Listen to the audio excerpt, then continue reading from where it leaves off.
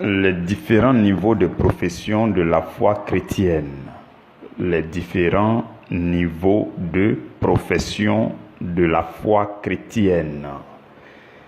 Mes frères, mes sœurs bien-aimés, nous sommes le vendredi 22 octobre et nous sommes là dans le cadre de notre émission de méditation quotidienne de la parole de Dieu. Cette émission qui est dénommée « Ton pain de la première heure ». Et nous allons ensemble lire dans Actes chapitre 4 à partir du verset 18. Actes 4, 18 à 20.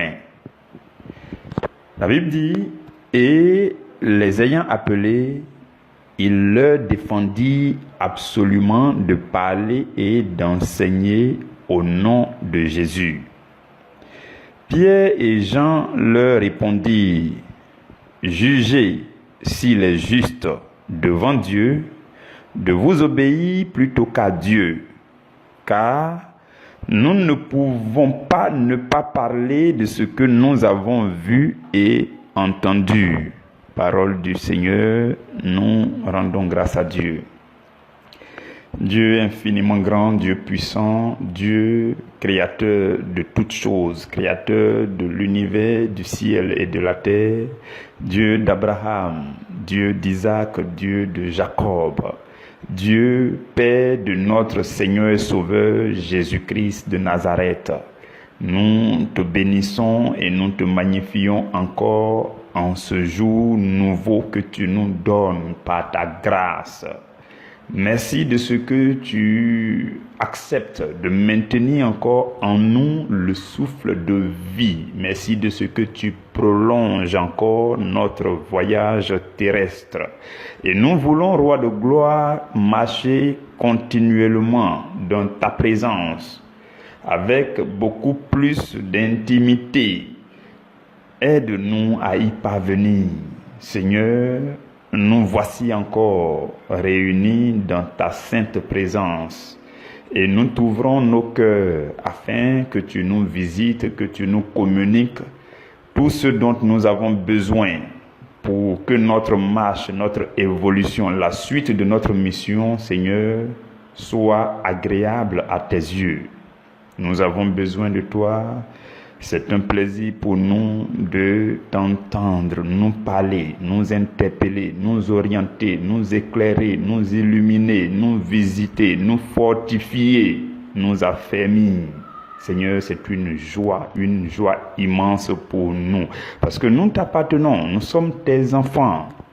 Et nous sommes dans la joie de t'appartenir. Et nous nous sentons encore mieux lorsque nous savons que nous t'appartenons de plus en plus. Seigneur, garde-nous et maintiens-nous dans ta sainte présence continuellement. Je prie, Seigneur, afin que ta présence soit accordée à tes enfants. Je prie que le sang de Jésus-Christ, qui est la symbolique de la vie de Dieu, Jésus étant vrai Dieu et vrai homme, que son sang recouvre la vie de chacun de mes frères et de mes sœurs. Seigneur, nous te bénissons et nous t'aimons encore. Que ton nom soit élevé, que ton nom soit célébré, que ton nom soit magnifié, que ton nom soit chanté, que ton nom soit glorifié éternellement. Au nom de Jésus-Christ. Amen. Mes frères et mes sœurs bien-aimés, notre sous-thème dit que il y a différents niveaux de profession de la foi chrétienne. Les thèmes d'hier et d'aujourd'hui se suivent. Et nous avons lu le texte de Acte 4 où Pierre et Jean avaient été convoqués par les anciens d'Israël. Le collège des anciens et des sacrificateurs, des souverains sacrificateurs qu'on appelle le Sanhédrin. Ils les ont convoqués et ils se sont mis à leur interdire. Ils ont commencé à interdire aux disciples de prêcher et d'enseigner au nom de Jésus. Mais Pierre ne se sentait plus capable d'obéir aux hommes. Lui et Jean, ils vont prendre la parole pour dire, mais vous, anciens d'Israël, qui connaissez l'histoire de ce peuple, jugez vous-même s'il est convenable d'obéir à Dieu ou bien à vous. Peu importe qui vous êtes, que vous soyez le président, nous jugeons bon. Et nous savons que vous aussi vous jugez bon, qu'il est bon, qu'il convient d'obéir à Dieu plutôt qu'aux hommes, peu importe le titre de cet homme. C'était une situation chaude, vous comprenez? Alors, c'est ce texte-là que nous allons nous appuyer là-dessus par la suite pour mieux approfondir ce temps de méditation. Mais ce que je voudrais nous dire déjà, c'est que le message que le Seigneur Jésus essaie de nous transmettre depuis hier, c'est que la profession de la foi chrétienne est un travail. La profession de la foi chrétienne, c'est un travail. Vous comprenez?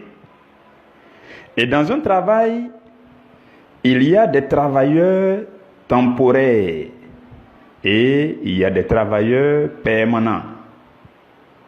Il y a aussi des travailleurs débutants, des travailleurs juniors, et il y a aussi des travailleurs seniors. On parle de cadres débutants, et même il y a différentes catégorisations. C'est ça, Et il y a aussi des cadres seniors, tout ça. Vous comprenez? Dans la profession de la foi chrétienne, il y a aussi des niveaux. C'est ce que nous allons essayer de voir aujourd'hui. Et j'aimerais que nous puissions redoubler d'attention afin que nous puissions saisir pleinement ce que Dieu veut nous transmettre. Donc il y a différents niveaux. Il y a plusieurs niveaux pour ce qui concerne la profession de la foi chrétienne. Il y a des débutants dans le service du ministère. Il y a des anciens dans le service du ministère, et ça c'est pour ce qui concerne l'appel au service. Je nous avais déjà établi la différence entre l'appel au service et l'appel au ministère. L'appel au ministère vient plus tard lorsque vous avez accepté au moins déjà d'intégrer le service. Et pour ce qui concerne l'appel au ministère, en tant que fonction, ou en tant que responsabilité, ou encore en tant que profession sérieuse, il y a le ministère à temps partiel. Vous entendez souvent le ministère à temps partiel. Et il y a aussi le ministère à plein temps. Vous comprenez? Nous allons voir les détails de tout cela. Dans un sens très profond, frères et sœurs, un chrétien est déjà un prêtre. Oui, dans un sens très profond, un chrétien est déjà un prêtre. Prêtre ou encore sacrificateur, c'est le même mot. Pourquoi? C'est à cause du fait que Jésus est lui-même le souverain sacrificateur, selon que nous le dit dans le livre de Hébreux. Et aussi à cause du fait que notre corps est désormais un temple. Vous voyez, le temple du Saint-Esprit. Et il n'y a que des prêtres pour faire le service de chaque jour dans un temple. Dans le temple de votre corps, il faut bien une personne pour faire le service. Et donc, dans ce travail-là, vous êtes déjà prêtre, vous êtes déjà sacrificateur. Jésus étant le souverain sacrificateur. Et dès lors que nous sommes chrétiens, nous sommes aussi des rois. Vous comprenez? Nous sommes aussi des rois et des reines, à cause du fait que Jésus est le roi des rois. Vous comprenez? Bon,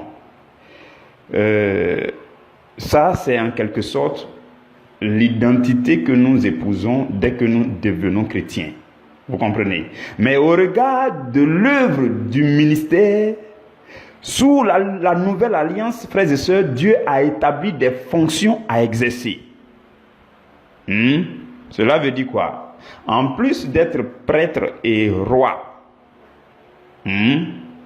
chaque chrétien peut être appelé à exercer dans une ou deux ou plusieurs des fonctions qui ont été définies sous la nouvelle alliance.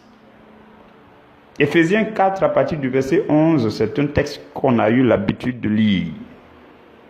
La Bible dit, « Et il a donné les uns comme apôtres, les autres comme prophètes, les autres comme évangélistes, les autres comme pasteurs et docteurs. » Ça fait 5 fonctions qui ont été définies et qui peuvent être exercées en tant que profession. Vous comprenez? C'est cela. Et quand vous prenez l'Ancien Testament, vous verrez que les Lévites faisaient la profession de la loi et du culte. C'est ce qu'ils faisaient essentiellement. Si vous observez très bien le culte de l'Ancien Testament, ce que les Lévites faisaient, le travail des Lévites, c'était la profession de la loi et du culte dans le temple de Dieu. C'est ce qu'ils faisaient. C'était ça leur travail. Mais pour nous, sous la nouvelle alliance, c'est désormais la profession de la foi et du culte. C'est ce qui fait la différence entre l'Ancien Testament et le Nouveau Testament. La nouvelle alliance étant la nouvelle version de l'Ancienne alliance, frères et sœurs, il faut que de temps en temps on essaie de voir, de faire une étude comparative, une méditation comparative entre les deux. Les rites de la loi de Moïse dans l'Ancien Testament doivent maintenant laisser place à la profession de la foi en Christ. La foi en Christ a pris la place de la profession de la loi. Les rites de l'Ancien Testament, le culte, ainsi de suite, ces choses anciennes-là, sous la Nouvelle Alliance. Voilà pourquoi dans Actes au chapitre 15, vous verrez que ça a été une question très pertinente dans l'Église. Parce que quand il y a eu des martyrs à Jérusalem, Étienne, Jacques et autres, et que les gens commençaient à être dispersés pour aller prêcher l'évangile partout, il y a des gens qui partaient dire que les païens n'ont pas le droit, ne peuvent pas devenir chrétiens tant qu'ils ne pratiquent pas les rites de la loi de Moïse. Vous voyez, non? Et qu'il fallait être circoncis, il fallait faire ceci, ainsi de suite. Cela a été une question. Et Paul va entrer en jeu pour dire non. Paul, il avait une révélation puissante de la chose. Pour dire non, pas besoin. Et donc, il y a eu une grande réunion à Jérusalem. Tous les anciens se sont réunis.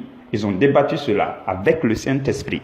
Et au sortir de là, ils ont dit, on peut leur dire de ne pas manger les animaux avec du sang, ainsi de suite, quelque chose de s'abstenir de l'impudicité, ainsi de suite, Mais les rites, tous les rites de la loi de Moïse, si on leur dit de pratiquer ça, ça sera trop lourd. Ce n'est pas ça la nouvelle alliance, ce n'est pas ça le salut. Le salut, ça veut dire que c'est là. Vous voyez, c'est la bonne nouvelle. Une nouvelle réjouissante ne vient pas te mettre encore sous le joug des rites des anciennes choses.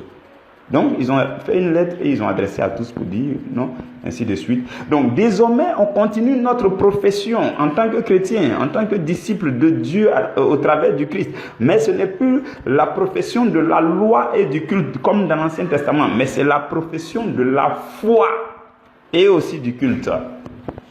Vous comprenez ces choses? Donc, sous la nouvelle alliance, c'est un travail, une profession. Et il y a des niveaux de responsabilité dans le service du ministère. Et tout le monde peut faire justement le service du ministère. Vous comprenez? Personne ne doit se mettre à l'écart. C'est ce que nous sommes en train de dire depuis le début de ce mois. Et il y a ceux qui finissent par faire du ministère une profession, que ce soit à temps partiel et que ce soit aussi à plein temps. Vous comprenez? Et je puis vous dire que ceux qui y sont à plein temps, ce n'est pas un métier à mépriser, ni un métier méprisable. Je dis métier parce que c'est devenu une fonction, une profession céleste. Ce n'est pas un métier méprisable, ce n'est pas un travail méprisable, c'est un travail très digne. Que vous soyez à plein temps ou bien à temps partiel, pour ceux qui sont dans la famille prêtée à l'évangile, je sais qu'il y a plein qui ne sont pas encore arrivés à ce niveau. Vous comprenez? C'est un travail très, très, très digne.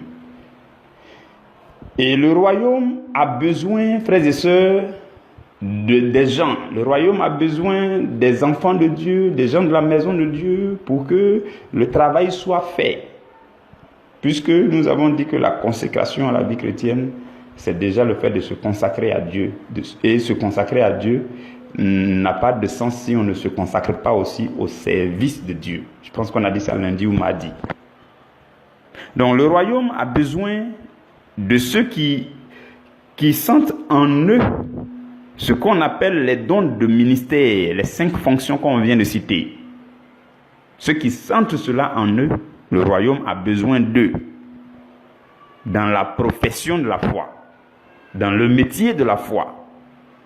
Et l'indicateur que vous pouvez identifier en vous-même pour savoir si vous êtes appelé à être apôtre ou prophète, à exercer la fonction d'apôtre dans le corps du Christ, fonction de prophète, fonction de berger, berger ou pasteur, c'est le même mot, fonction de docteur, fonction d'évangéliste. Les indicateurs que vous pouvez remarquer en vous-même, c'est que lorsque lorsque vous êtes un meneur d'hommes, voilà, c'est ce que je veux dire. Lorsque vous êtes un meneur d'hommes, vous avez les qualités de meneur d'hommes. Lorsque vous avez en vous les semences du leadership, lorsque vous aimez les gens sans distinction, lorsque vous aimez le travail très bien fait, sans mettre l'accent sur la rémunération, parce que je vous le dis, ceux qui seront appelés à devenir ministres de l'évangile, il va falloir mettre l'accent sur le travail très bien fait et continuellement, avant de voir un quelconque salaire. Dans le corps du Christ, on ne met pas l'accent sur l'argent. Dans le ministère, dans le service du ministère, dans l'œuvre de Dieu.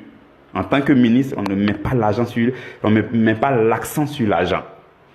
Oui, c'est ce qui cause beaucoup de douleur dans le milieu des serviteurs de Dieu.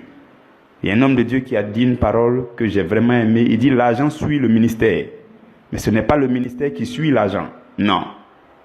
L'argent finit forcément par suivre le ministère. Parce que les hommes suivent le ministère, l'argent ne peut pas rester en arrière. L'argent est un serviteur. Il est obligé de suivre le ministère. Vous comprenez? Mais Dieu nous appelle tous à passer à travers plusieurs niveaux. Vous pouvez ne pas forcément arriver au niveau de temps partiel ou bien de plein temps, loin là-bas, d'apôtre, ou bien d'évangéliste. Mais Dieu nous appelle chacun à occuper un certain niveau. C'est ce que nous voulons dire aujourd'hui, parce qu'il y a plusieurs niveaux de profession de la foi chrétienne. Vous comprenez? Et le niveau de profession auquel vous aurez à accéder, ça dépend de 2 choses. Cela dépend de 2 choses. Le niveau que vous allez accéder dépend de 2 choses. La première chose, c'est ce que vous avez vu et entendu de Dieu. Ce que vous avez vu et entendu. Qu'est-ce que Dieu vous a dit? Personnellement, Dieu t'a dit quoi? Et puis tu veux devenir pasteur. Ou bien tu veux devenir berger. Dieu t'a dit quoi? Tu as vu quoi? Pierre avait vu quelque chose. Pierre et Jean ont vu quelque chose. Voilà pourquoi ils ont eu l'audace d'exercer leur fonction, leur profession. Et de confesser, de professer. Donc, la première chose, c'est ce que tu as vu. Frères et sœurs, je vous dis, c'est pas parce qu'une prophétie est tombée pour dire, toi, tu dois devenir pasteur, toi, tu dois devenir berger, toi, tu dois aller au séminaire pour devenir prêtre. C'est pas pour eux. C'est ce que Dieu t'a dit personnellement. Dieu peut te parler à travers une prophétie, il n'y a pas de souci. Mais ce n'est qu'une confirmation de ce que lui-même il t'aura dit. Prenez garde de ces choses-là. On ne devient pas ministre Hein, on évolue à travers les niveaux que je vais nous détailler tout à l'heure là. Les niveaux là, on évolue à travers ça en fonction de ce que Dieu nous fait découvrir en lui, en fonction de ce que Dieu nous dit progressivement, ainsi de suite, ainsi de suite. Vous comprenez? Parce que il ne faudrait pas que plus tard il y ait des plaintes ou bien des accusations. Tel m'a induit à l'erreur, j'ai raté ma vie. Ces choses-là, ça ne doit pas exister. Vous comprenez? Parce que chacun est responsable de ce qu'il fait. Et en fonction de ce que tu as entendu et que tu as vu en Dieu, c'est ce qui te pousse. Ça, c'est le premier élément qui détermine les niveaux que vous allez occuper dans la profession de la foi chrétienne. Le deuxième élément, c'est votre degré d'obéissance à Dieu. Votre degré d'obéissance à Dieu. Vous comprenez? Donc, votre niveau d'engagement dans le service dépend de ces deux facteurs. Votre zèle, votre détermination, votre implication, votre participation au service du ministère dépend de ces deux paramètres. Vous comprenez? Revenons sur notre texte de Actes chapitre 4, au sujet de Pierre et de Jean. La Bible dit que les anciens les ont appelés et ils les ont défendus de parler et d'enseigner au nom de Jésus. Au verset 19, la Bible dit Pierre et Jean ont dit jugez s'il est bon devant Dieu de vous obéir. Donc ça veut dire qu'ils avaient acquis un certain degré, un certain niveau d'obéissance à Dieu. De manière ultime, de manière absolue. Pierre était fondé dans l'obéissance à Dieu, contre vent et marée. Il était fondé dans l'obéissance. Il avait atteint un niveau où personne ne pouvait l'empêcher d'obéir à son Dieu, de s'engager dans le ministère, de faire le travail de sa foi. Personne ne pouvait l'empêcher de le faire. Et il dit aux anciens d'Israël, jugez vous-même. Il parlait avec audace et assurance. Vous comprenez? Donc, le degré d'obéissance, c'est la première chose. Bon, première ou deuxième chose, comme on l'a dit, peu importe l'ordre. Et par la suite, qu'est-ce qui va se passer? Au verset 20, il dit, car nous ne pouvons pas ne pas parler de ce que nous avons vu et entendu. Quand vous allez devenir serviteur de Dieu, ministre de l'évangile, vous allez prêcher ce que Dieu vous dira. Vous allez faire ce que Dieu vous aura dit. Ce que vous aurez entendu de Dieu, c'est ce que vous allez faire. Et Pierre et Jean, ils ont vu la main de Dieu en train de guérir le boiteux qui était à la belle porte. Ils ont vu cela. Ils ont vu la manifestation du Saint-Esprit à la Pentecôte. Ils ont vu et ils se sont rappelés qu'ils avaient aussi déjà vu tous les miracles de Jésus, toutes les œuvres de Jésus, les guérisons, les résurrections que Jésus a opérées. Ils avaient déjà vu ces choses. Ils disent, maintenant, on a assez vu. À ce niveau où on était, on a assez vu. Dieu nous a assez montré. Ce que nous avons vu et ce que nous avons entendu de Dieu, en Dieu, nous ne pouvons pas ne pas parler de ça. Personne ne peut nous empêcher. Le grand prêtre d'Israël ne pouvait pas nous empêcher. Et nous avons acquis un degré d'obéissance supérieure, l'obéissance à Dieu. Nous sommes fondés dans l'obéissance à Dieu. Personne ne peut nous empêcher. Vous comprenez? Donc voici les deux paramètres. Quand vous serez en train d'évoluer dans le Seigneur, là je parle déjà à ceux qui occupent une quelconque responsabilité, ou bien qui sont déjà sur la voie pour devenir ministre de l'évangile. Frères et sœurs, il y a deux paramètres. Ce que Dieu vous dit intimement, personnellement, ça peut être à travers ce que vous lisez dans la Bible, à travers les enseignements, ça peut être à travers, en tout cas il y a plusieurs manières, dans la prière, dans les jeûnes, tout ça, à travers tout ce que vous découvrirez en Dieu. C'est ce que vous avez vu et entendu. Et en fonction de votre degré d'obéissance, c'est ce qui va faire que vous allez bouger pour occuper la responsabilité suivante au fur et à mesure. Et demain, on dit il est devenu un grand serviteur de Dieu. Vous comprenez, hein? Et je nous ai dit que l'indicateur, c'est que vous devez être un meneur d'hommes. Vous devez aimer les gens et vous devez miser sur un travail très bien fait, sans miser sur l'argent. Oui, oui, oui, tout ça c'est très important. Certains commencent l'œuvre de Dieu parce qu'ils ont besoin d'argent. Ça ne marchera pas. Ça ne marche pas. Ce sont des ennuis qui vont suivre, la frustration, l'énervement. Et là, tu prêches maintenant sous l'émotion. Quand tu prêches maintenant, tu cries sur tout le monde, donc envoie l'argent, ainsi de suite. Bon, je ne vais pas aller dans ce sens-là.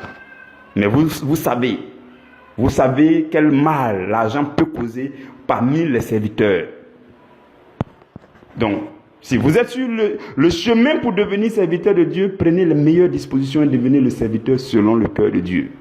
Vous comprenez, frères et sœurs? Donc, ce sont ces choses que nous sommes en train de dire. Et je vais mieux récapituler pour nous.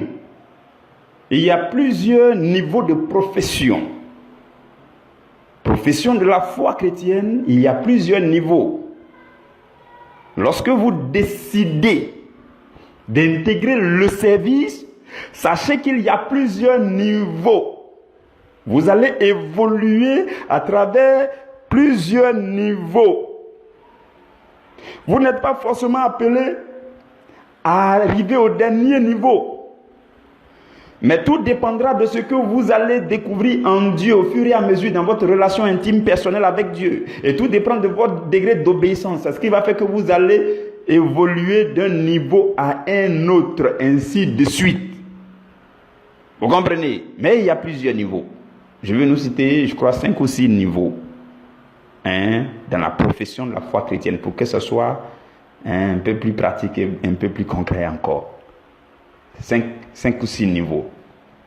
Donc, pour tous ceux qui sont en train de poser leur pas dans le service du ministère, le premier niveau, c'est être membre débutant dans le service du ministère. Être un membre débutant. Ça, c'est le premier niveau. Avec la charge des tâches occasionnelles, ou bien des tâches imprévues, ou bien des tâches périodiques ou temporelles. Donc, membre débutant dans le service du ministère, ayant la charge des tâches occasionnelles. Ça, c'est le premier niveau. Parce que quand vous intégrez un service, tout de suite, on ne va pas vous confier plein de choses à faire. Non. On va vous donner du temps pour observer, pour que vous puissiez écouter. Vous puissiez écouter, pour épouser l'esprit du ministère, pour épouser la vision, pour étudier la vision, pour connaître la vision. Ceux qui sont sur place, le serviteur de Dieu, comment il a reçu la vision, quand est-ce qu'il a reçu la vision, où on va, qu'est-ce qu'on prêche ici, ainsi de suite. Les éléments importants. Vous avez du temps au début pour vous imprégner de tout ça. Voilà pourquoi on ne vous confiera pas plein de choses au début, en principe. Vous comprenez? Donc, premier niveau, c'est membre débutant dans la profession de la foi chrétienne, dans le travail de la foi chrétienne, dans le métier de la foi chrétienne, dans le service de la foi chrétienne. Le premier niveau, c'est membre débutant dans le service, ayant la charge de quelques tâches occasionnelles. Deuxième niveau, de par votre obéissance, votre assiduité, votre implication, vous pouvez passer au deuxième niveau qui est le niveau d'un membre ayant la charge des tâches importantes, ou bien des tâches fixes, ou bien des tâches permanentes. Ça, c'est le deuxième niveau. En fonction de votre évolution encore, le niveau suivant, c'est un membre ayant la responsabilité d'un ensemble de tâches avec une équipe de travail. À ce niveau, on parle de respo, ou bien d'ailleurs, on peut parler de diacre. Et le niveau suivant, c'est un membre ayant la responsabilité d'un groupe de personnes. Là, vous ne gérez pas seulement les tâches, mais vous gérez aussi les personnes. Vous faites le suivi de ces personnes. Leur vie spirituelle vous est en charge. Et après ça, le niveau suivant, c'est le niveau de ministre de l'évangile maintenant. Là, vous pouvez exercer votre fonction d'apôtre, ou bien de prophète, ou bien d'évangéliste, ou bien de berger, ou bien de docteur, ainsi de suite. Maintenant, sachant aussi qu'il y a des ministres débutants, ministres juniors, et il y a les ministres anciens ou les ministres seniors. Là, on parle d'évêques, de bishop, de révérence aussi, plusieurs degrés, je ne sais plus quoi. Vous comprenez?